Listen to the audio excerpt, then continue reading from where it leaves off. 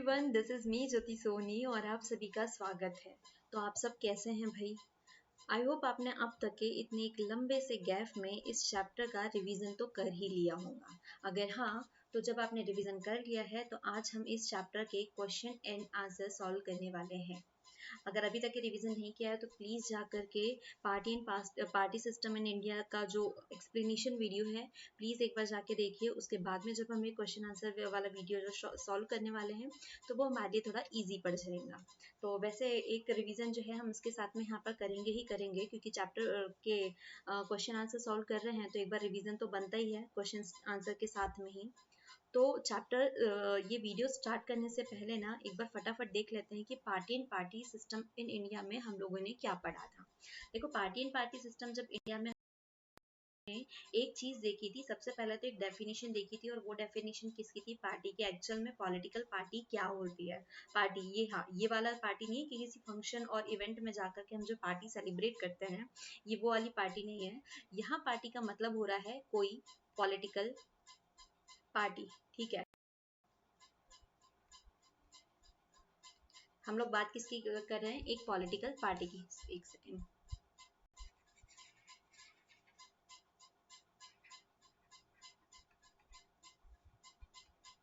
ठीक है, अब सही है।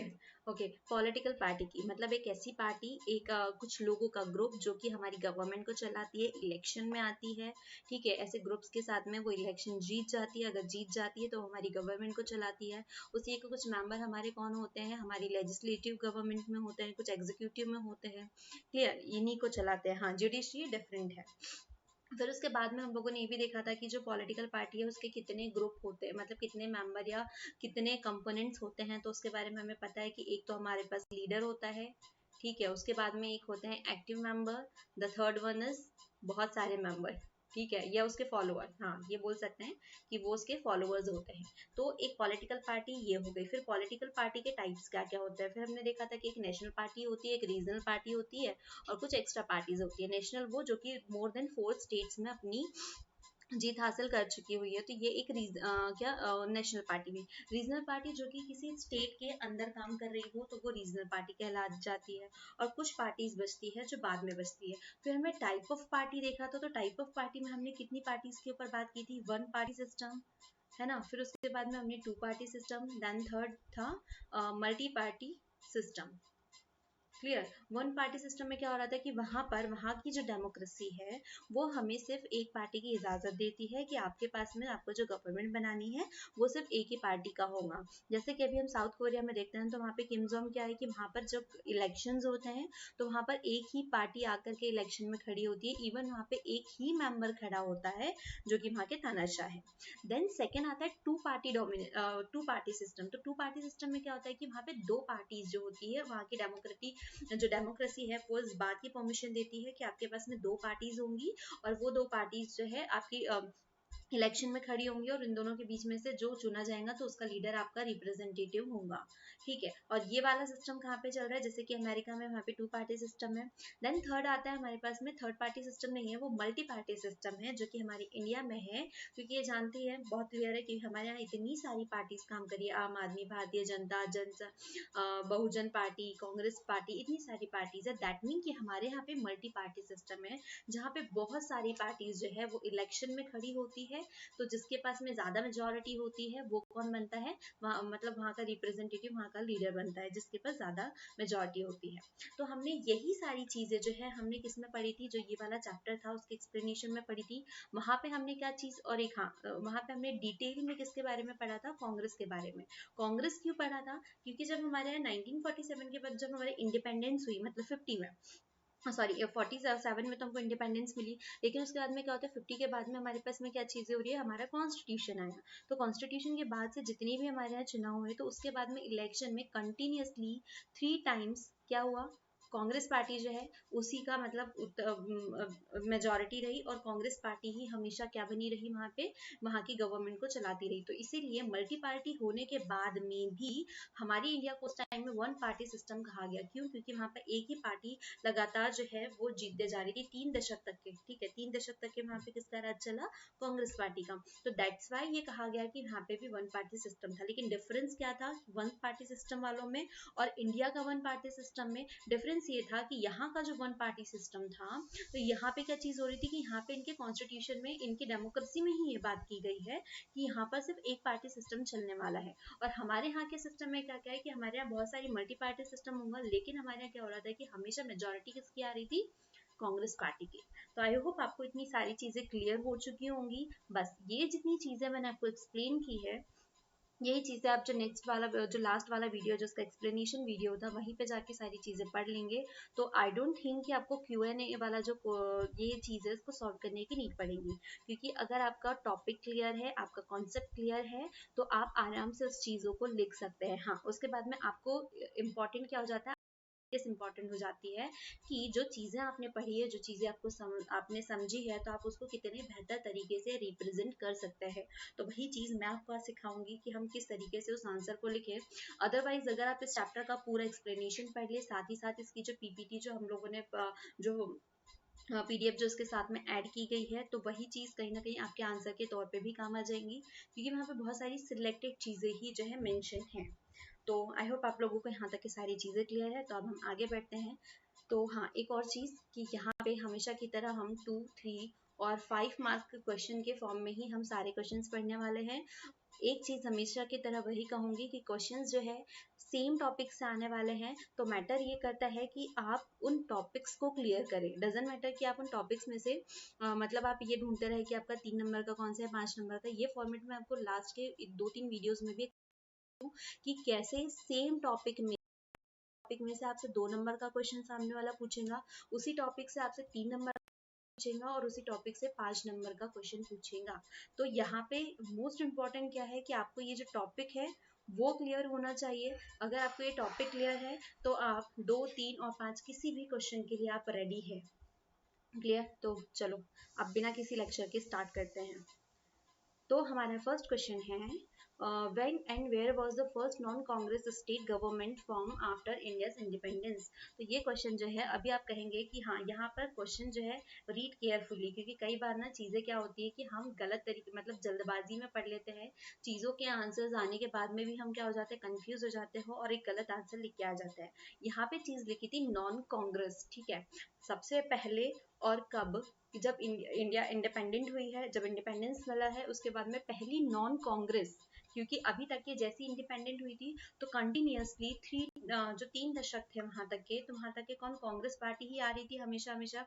तो नॉन कांग्रेस को तो अभी तक के मतलब वो नहीं मिला हुआ था कि वो पॉलिटिक्स में होता रहे, मतलब उनको गवर्नमेंट में एक पार्ट मिला जाए। तो पहली ऐसी कौन सी नॉन कांग्रेस पार्टी थी, या ऐसी कौन सी दूसरी पार्टी थी अपार्ट फ्रॉम कांग्रेस की जो गवर्नमेंट में आई, जिसने अपनी सरकार बनाई? तो भाई कांग्रेस पार्टी जो है वो कंटिन्यूअसली तो हमेशा चली रही थी, लेकिन सर क्या होता है 1957 में क्या हो रहा है कि मार्च, ठीक है, मार्च में, तो आपका व्हेन एंड वेयर का आंसर यहीं पे है।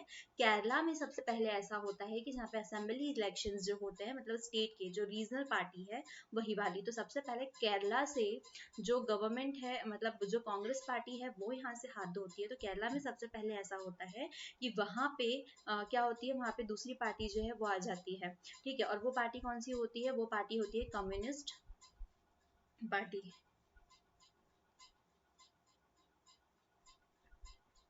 ठीक है। सबसे पहले मार्क किसको? कम्युनिस्ट पार्टी, कांग्रेस पार्टी को सबसे पहले कौन टक्कर देता है? तो कम्युनिस्ट पार्टी जो है वो कांग्रेस पार्टी को टक्कर देती है। और 1957 में सबसे पहले केरला में मतलब नॉन कांग्रेसी पार्टी एक ऐसी है जो कि जो कम्युनिस्ट पार्टी है, जिसने वहां पर अपनी जीत जो है वो हासिल की थी।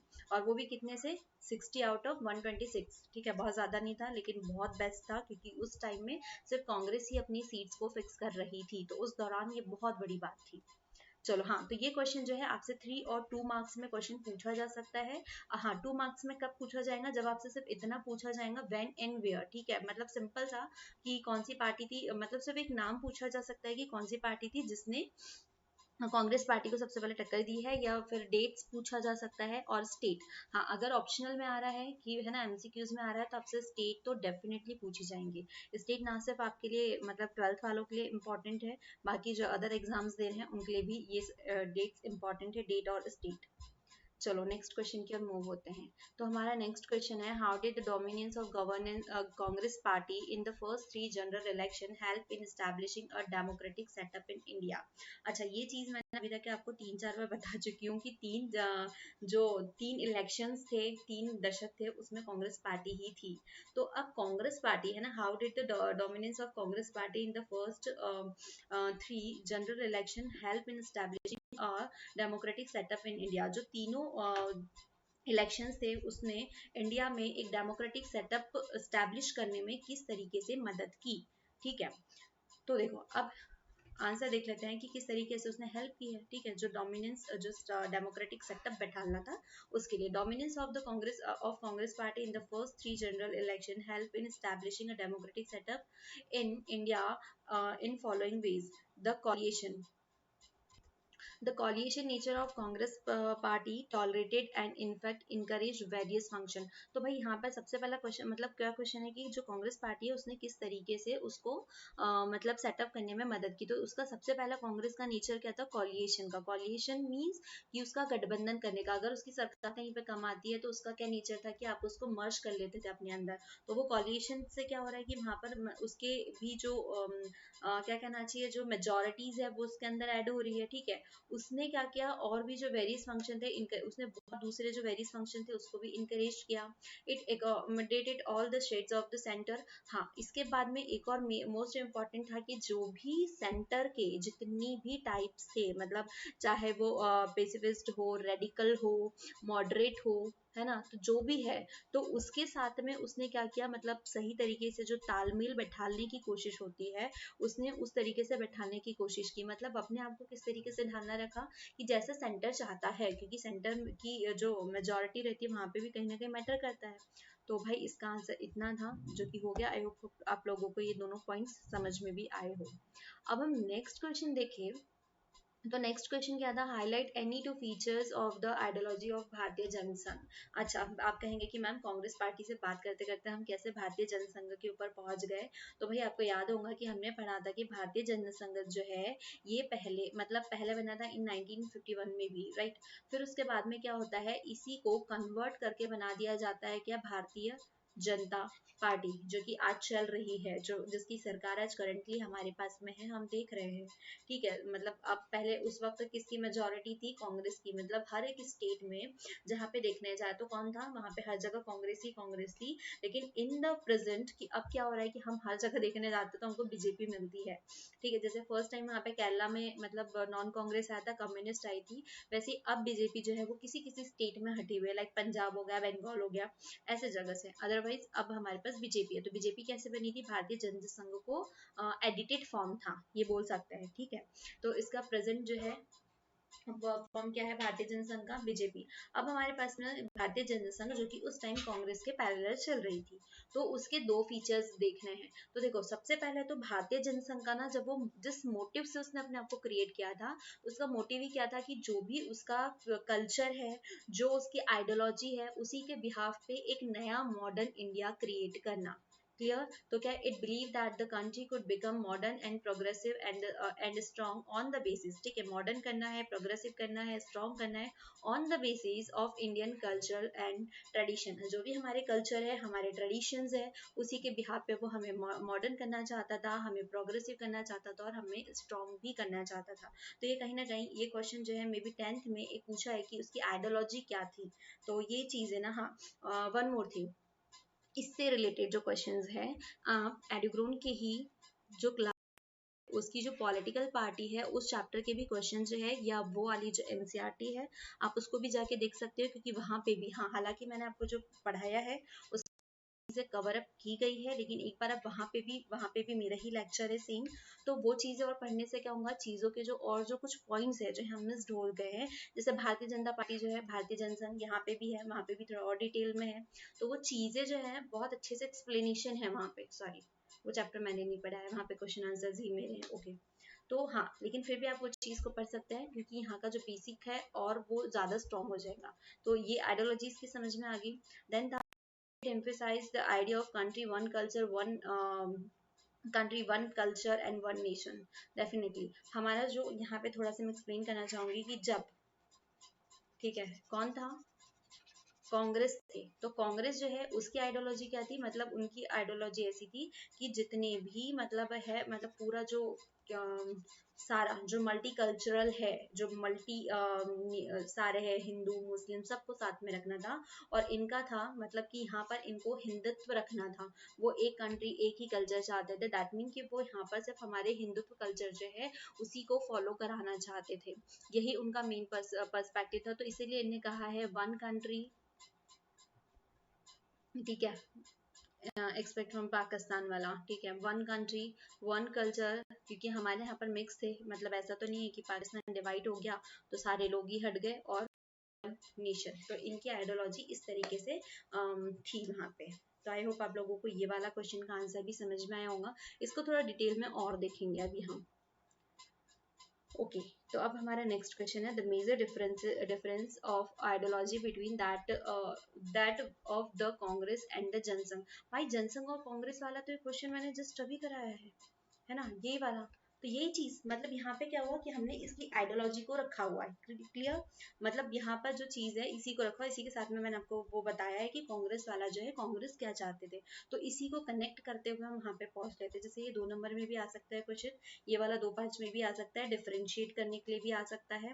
तो देखो फर्स्ट, अभी हम लोगों ने भारतीय जनसंघ की आइडियोलॉजी पढ़ी। भारतीय जनसंघ क्या कहता था, वन कंट्री वन नेशन, ये क्या था मैं भी भूल गई। ओके, वन कल्चर, ठीक है, the most important fact is one culture.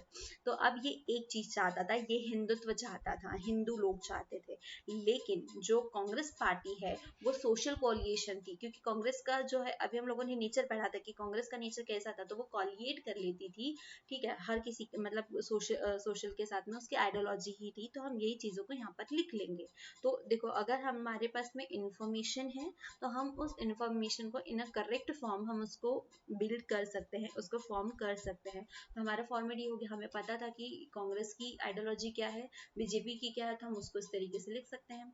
The major differences of ideology between Congress and Bharatiya Jana Sangh was that Bharatiya Jana Sangh emphasised on the one party one culture one nation, ठीक है, हिंदू नेशन और हिंदुत्व, यही वही चीज जो हम लोगों ने, तो वही चीज यहाँ पे फिर से आ गई है। और the second is whereas Congress form ideological and social coalition accommodating social diversity. अब हमारे पास में इनके राज में बहुत सारी सोशल डाइवर्सिटी भी थी, जहाँ पे भारतीय, मतलब क्या कहना चाहिए, social diversity in the sense कि उसी वक्त हम लोगों ने यहीं पे शायद वो केस पढ़ा होगा बाबरी मस्जिद वाला, जो राम जन्मभूमि भी थी और बाबरी मस्जिद भी थी, जिसके रहते हुए कभी भी यहाँ का मतलब जो वो था कि वन साइडेड जो जजमेंट है वो नहीं हो पा रहा था, क्योंकि यहाँ पर हमने दोनों के बीच में बट रखे हुए थे, ठीक है। हम लोगों ने मोमेडियंस को भी उतना ही सपोर्ट किया जितना हिंदू को किया, लेकिन हिंदुत्व का क्या वहाँ पे था कि बीजेपी का क्या था, भारतीय जनसंघ, उसने बात ही वही की कि भारतीय जनसंघ की, तो वो सिर्फ यहाँ पे हिंदुत्व चाहता था, मतलब वो सिर्फ ये चाहता था कि बाबरी मस्जिद पे वो राम जन्मभूमि है तो वो राम जन्मभूमि ही होना चाहिए। और उसका सबसे बड़ा एग्जाम्पल है, जैसे ही मोदी जी जो है पॉलिटिक्स में आते हैं, मतलब सत्ता में आते हैं, जिनकी मतलब सत्ता में तो पहले से ही थे, उनके पास पावर आता है, तो भाई वो हिंदू भूमि थी, हिंदू भूमि के नाम पे चली गई। ओके, मैं ज्यादा नहीं कह सकती, पॉलिटिक्स का मैटर है। The next question is the Congress party succeeded in maintaining its dominance till 1967। भाई अब ये तो सबसे बड़ा वो इनकी क्या कहना चाहिए, सफलता का राज था, ठीक है। तो वो राज ही हम आज उजागर करने वाले हैं कि कैसे गवर्नमेंट जो कांग्रेस पार्टी है वो 1967 तक के अपने आप को मेंटेन करने में सक्सेस रह पाई, या उसने किस तरीके से उसको बनाए रखा था। Clear. The Congress party was already well organized party, and by the time other party could think of a strategy, the Congress had already started its campaign। देखो, हाँ ये तो बात है, ये कैसे थी, क्योंकि जब हमारे पास में इंडिपेंडेंस जब हमें स्वतंत्रता मिली, क्लियर, उसके पहले ही, बहुत पहले कांग्रेस पार्टी जो है वो बन चुकी थी, वो एक वेल ऑर्गेनाइज्ड पार्टी ऑलरेडी थी, ठीक है। सबसे पहली पार्टी हमारे पास, हम ये बोलते कि कांग्रेस पार्टी थी, जो कि एक बहुत बड़े लेवल पे थी, ठीक है, सबसे पहले का टाइप तो नहीं, लेकिन सबसे बड़ी, जो कि एक वेल ऑर्गेनाइज पार्टी थी, तो हम उसको कह सकते हैं कि वो एक कांग्रेस पार्टी थी। हालांकि ये बात अलग है कि टाइम के साथ साथ धीरे धीरे कांग्रेस में भी गर्म दल, नर्म दल, ऐसे अलग अलग जो जिनकी थिंग्स अलग अलग थी, तो वो डिवाइडेड होते गए, उनके ग्रुप्स बनते गए, और भी बहुत सारे ग्रुप बन गए। लेकिन अगर हम बात करें सबसे बड़ी पार्टी, एक ही पार्टी आती है, वो भी कांग्रेस पार्टी। तो ये ऑलरेडी क्या थी, एक बड़ी सी ऑर्गेनाइज पार्टी थी, इसकी अपनी एक स्ट्रैटेजी थी, जहां पे जो न्यू छोटी छोटी वो क्या, वो बन रही है, कि वो सोच रही है, वो बनने की सोच रही है, वो बनी नहीं है, वो अपनी एक स्ट्रैटेजी रेडी कर रही है साथ ही साथ। लेकिन ऑलरेडी ये बहुत एक्सपीरियंस पार्टी है, क्योंकि ये बहुत पुरानी पार्टी है, ठीक है। इसकी अपनी स्ट्रैटेजी थी, इसने अपना कैंपेन भी स्टार्ट कर दिया था, जहां पे ये लोग सिर्फ सोचने का ही काम कर रहे थे। वाह, ये तो फेस बन गया, ग्रेट। ओके, तो ये अपना मतलब एक बेसिक वाला जो है, मतलब एक बिल्डिंग का कंस्ट्रक्शन स्टार्ट कर रही है, और ये बिल्डिंग मतलब बन भी चुकी है, रेडी भी हो चुकी है, और यहाँ पे रहने वाले लोग भी आ चुके हैं, तो ये समझ सकते हैं।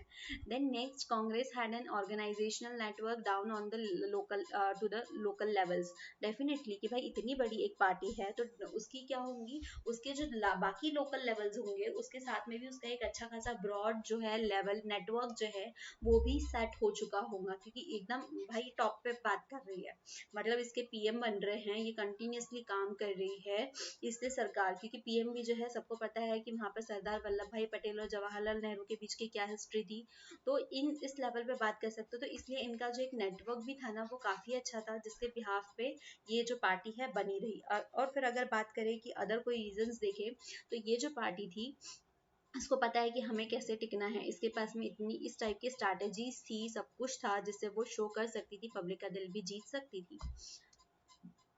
इसके लिए अभी के लिए बस इतना ही। Next question, what is mean by one party dominance in Indian constant.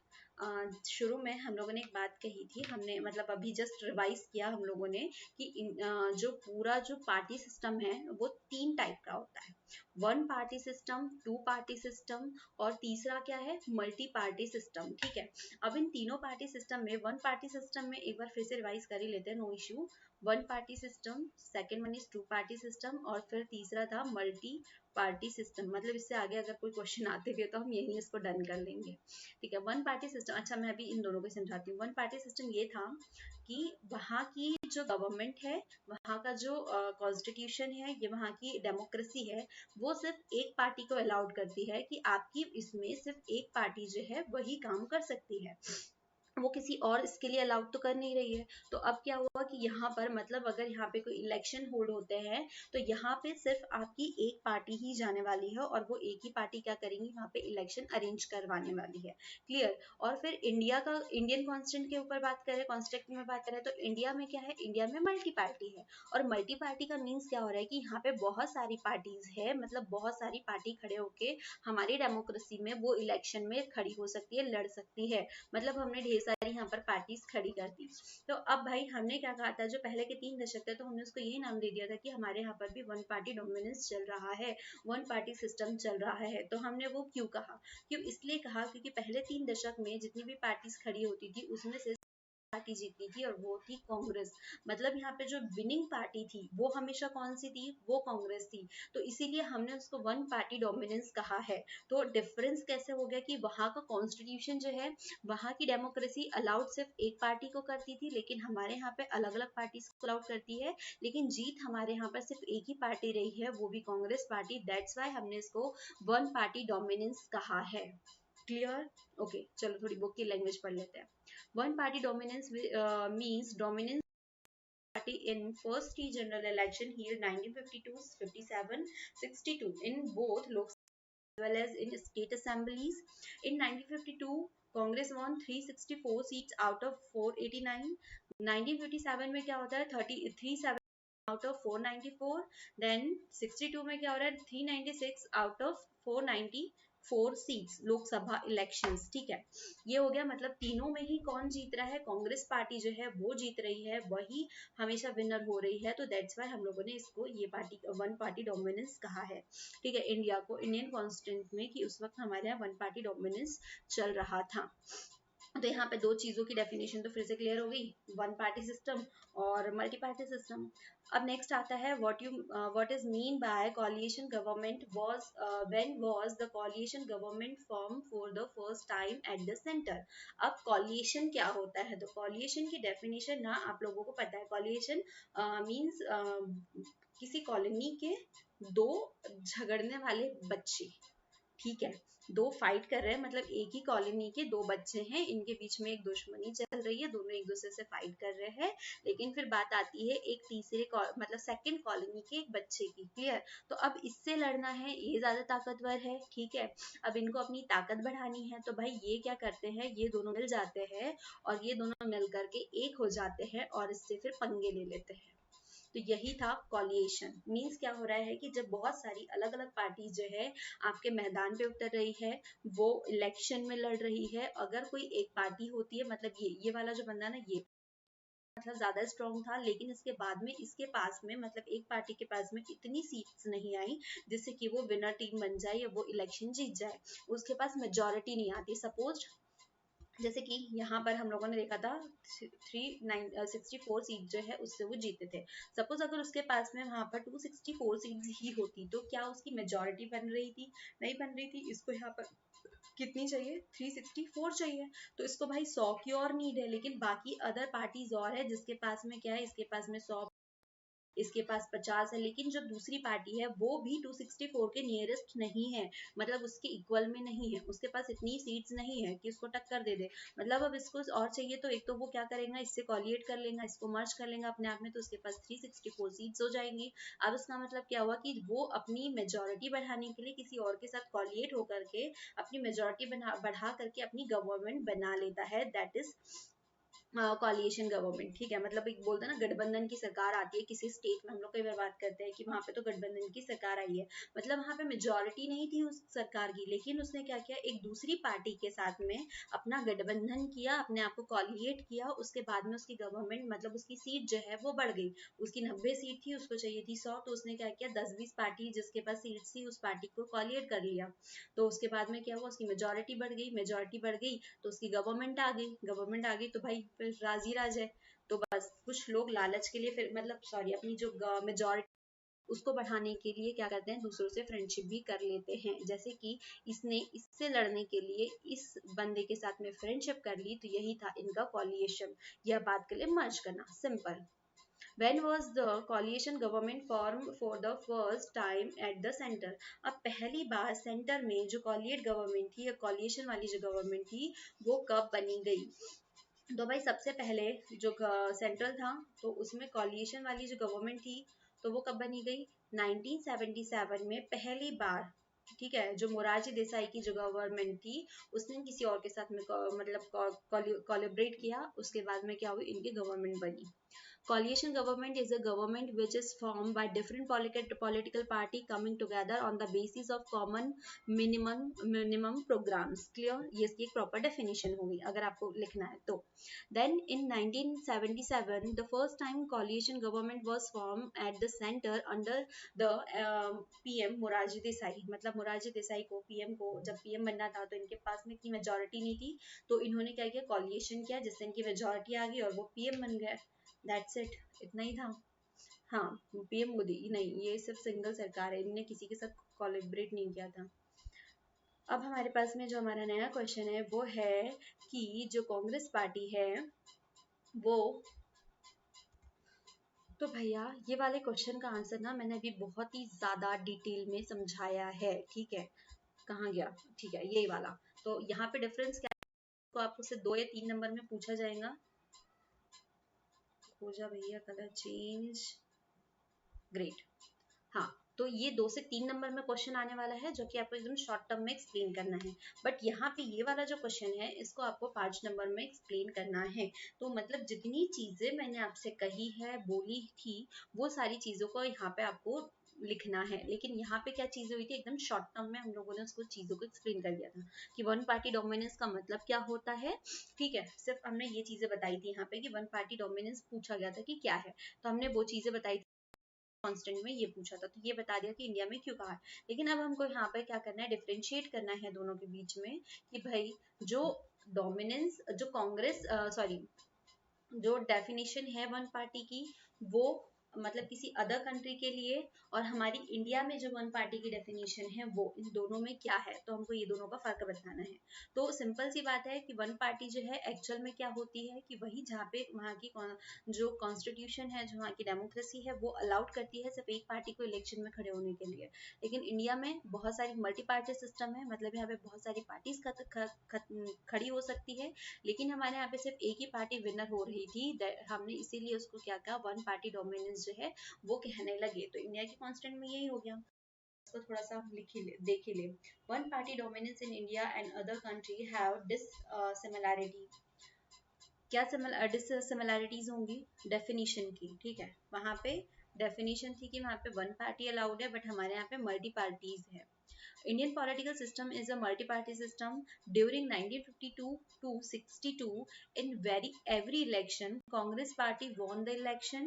Election held at a regular interval in India in free and fair atmosphere. Many other political party also participate, but charismatic charismatic, effective, and inspiring leadership of leaders and the glorious legacy of Congress Party continue the dominance of the Congress Party in India। अब क्या हुआ कि यहाँ पे continue क्या हुआ कि कांग्रेस को अब इनने जिस भी तरीके से एक्सप्लेन किया है कि उनकी इंस्पायरिंग लीडरशिप थी, वो ज्यादा इफेक्टिव थे, उनकी ग्लोरियस लेजेंसी ऑफ कांग्रेस पार्टी थी, तो इन सारी चीजों की वजह से वो कंटिन्यूली 52 से लेकर के 62 तक के हर एक इलेक्शन में कांग्रेस पार्टी जो है वही विनर रही, वही इलेक्शन जीती, उन्हीं की गवर्नमेंट आई। In country like China, Cuba, Syria, Mexico, constitution permit only a single party to rule the country. ये बात क्लियर हुई कि ये सारी जो पार्टीज है वहां पर क्या कह रहे हैं कि वहां पे सिर्फ एक ही पार्टी होती है जो उस पार्टी को रूल करने वाली होती है। तो यहाँ पे सिर्फ एक ही पार्टी को अलाउड किया जाता है, बट हमारे यहाँ बहुत सारी पार्टीज को अलाउड किया जाता है। तो यही दोनों के बीच में डिफरेंस हुआ। तो अगर आपसे ये क्वेश्चन को 5 नंबर में पूछा जाए तो आपको इस तरीके से एक प्रॉपर आंसर लिखना है कि मतलब यहाँ पे शो भी करना है कि क्योंकि हमको यहाँ पर इंडिया से डिफरेंट करना, मतलब अदर जो कंट्रीज है वहां पे बताना। तो आपको ये भी बताना होगा कि हमारे इंडिया में मल्टी पार्टी सिस्टम है, हमारे यहाँ पर ये इलेक्शन हुए थे और इस दौरान भी क्या हुआ, कांग्रेस ही जीती थी, और साथ में वन पार्टी का भी डेफिनेशन डालना है ताकि, और वहां पे ये भी बताना है कि अलग अलग जिन भी कंट्रीज में फॉलो होती है, लाइक क्यूबा, सीरिया, मैक्सिको, इन सब में। तो आपके 5 नंबर कोई नहीं ले सकता। क्लियर।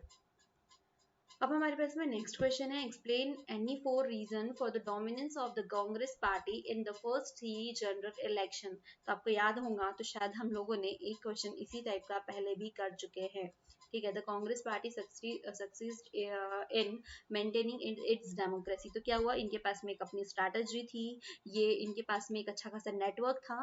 पर ये क्वेश्चन किसके लिए हो गया, 2 से 3 नंबर वालों के लिए। अब भाई एक बात तो क्लियर थी, मैंने आपको पहले भी क्लियर बताया था कि टॉपिक वही रहेंगे, बस आपसे क्वेश्चन पूछने का पैटर्न जो है वो अलग कर दिया जाएगा। उसी क्वेश्चन से आपसे एकदम स्ट्रॉन्ग क्वेश्चन भी पूछा जाएगा, उसी में से आपसे 5 नंबर वाला क्वेश्चन, 2 नंबर वाला वही। तो अब ये वाला जो क्वेश्चन है ये आपसे पूछा जाएगा यहाँ पर 5 मार्क्स में। Clear.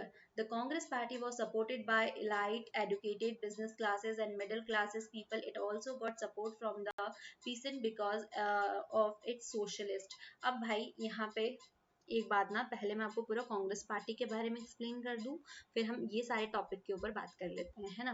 तो कांग्रेस पार्टी हम लोगों ने देखा कि वहां पर क्या हो रहा था कि वो सारे ही जितनी भी कल्चरल है उनको सबको फॉलो कर रही थी, और जो जनसंघ है वो किसको, एक ही इसमें था, मतलब इनके पास में हिंदू मुस्लिम सभी के मत थे। क्लियर। तो भाई देखो यहाँ से ये तो बात क्लियर हो गई कि कांग्रेस हर इसके लिए काम कर रही थी। तो डेफिनेटली अब उसको जितने भी अपर क्लासेस लोग हैं, मिडिल क्लासेस है, लो क्लासेस है, इन सबका क्या होगा, उनको तो एक सेकेंड है ना, एक मिनट, बस कलर थोड़ा चेंज हो जाए पेन का, चेंज कैसे हो गया था, ओके। हाँ, तो इनको अपर मिडिल लोअर हर क्लास जो स्टेटस वाले लोग हैं, हर क्लासेस के लोगों का इनको समर्थन मिल रहा था, ये इनको फॉलो कर रहे थे। उसके साथ ही साथ ये जितने भी बिजनेस क्लासेस लोग हैं, वो लोग एजुकेटेड लोग हैं, वो लोग भी इनका समर्थन कर रहे थे। अब इसमें से क्यों, क्योंकि जब हमें आज़ादी मिली थी तो उस टाइम के जो बड़े बड़े चेहरे थे वो कांग्रेस पार्टी के मेंबर थे, लाइक जवाहरलाल नेहरू हो गए, गोपालचारी हो गए, वल्लभ भाई पटेल हो गए। तो ये सारे जो फेजेस थे वो कांग्रेस पार्टी के मेंबर थे। और जब इतने बड़े बड़े फेस आपकी पार्टी में हो, इतने बड़े बड़े मेंबर्स हो, तो डेफिनेटली जो लोकल जो पॉपुलेशन है, जो पब्लिक है, वो आपकी ओर अट्रैक्ट होनी ही होनी है।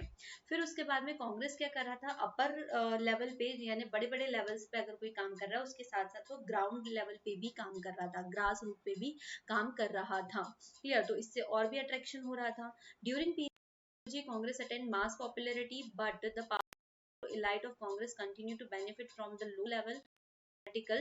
देखो अब यहाँ पे जब जो जवाहरलाल नेहरू थे, तब तो उनका मेरे ख्याल से सबसे जो बेनिफिशियल टाइम था या गोल्डन पीरियड था, वो जवाहरलाल नेहरू वाला ही था। क्योंकि जब इंदिरा गांधी तक के आ रहे थे, तो हम लोगों ने पढ़ा था कि कैसे इंदिरा गांधी जो है उस टाइम में उनको वीक करने की कोशिश की। क्योंकि लोगों ने उनको क्यों चूज किया था, जस्ट इसीलिए ताकि वो, क्योंकि वो महिला है, और वो महिला है तो उनके जो मेंबर्स के जो मतलब मेल मेंबर्स होंगे, वो उनको लीड कर सके, उन्हें गाइड कर सके। बट इंदिरा गांधी क्या करती है कि वहां पर उन लोगों के अगेंस्ट होना शुरू, क्योंकि वो चाहती है कि वो अपने दम पे ही कुछ करे।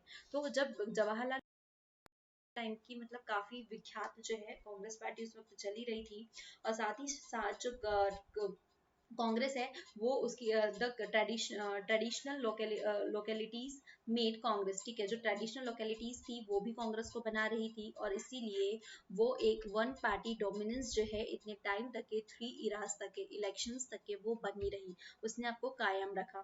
ऐसा नहीं है कि वो 3 इरा तक के वहीं रही, उसके साथ में क्या, उसके बाद में अगर इंदिरा गांधी का टाइम देखें हम, तो इंदिरा गांधी के टाइम में भी इंदिरा गांधी ने जहां जहां से वो सीट हार रही थी, जो उन्होंने कहा था कि जो जमीन मेरे हाथ से खोई हुई है, मुझे वो जमीन को भी वापस लाना है।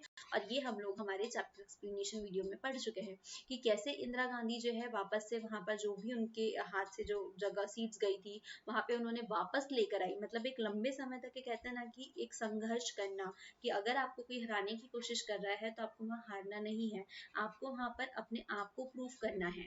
अगर वहां पे उस टाइम इंदिरा गांधी क्या होता कि भाई एक महिला है और महिला को आपको इसलिए इलेक्शन में जिताया था, तो वो भी हार मान लेती कि ठीक है, मैं एक लेडी हूँ, मैं नहीं कर सकती, मैं हार लेती हूँ, क्योंकि मेरे साथ में पार्टी में और बड़े बड़े मेंबर्स हैं।